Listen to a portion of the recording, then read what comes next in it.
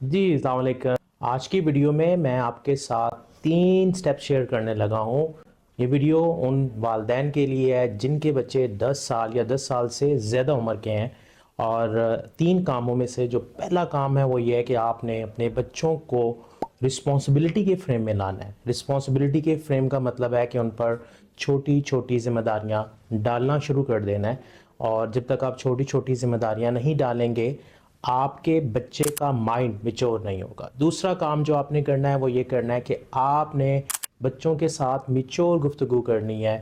بچوں کے ساتھ جو بھی گفتگو کرنی ہے وہ بڑی کلیئر ہونی چاہیے، کیونکہ اب بچہ آپ کا بڑا ہو چکا ہے اور اب اسے ضرورت ہے ایک میچور اور بہترین اور کلیئر گفتگو کی۔ تیسرا کام جو آپ نے کرنا ہے اس کی عزت نفس کا خیال رکھنا ہے۔ جب بھی اس سے کوئی غلطی ہوتی ہے تو کوشش کریں کہ اسے سب کے سامنے ڈانٹے مت، اور اس کی عزت نفس کو مجروح نہ کرے۔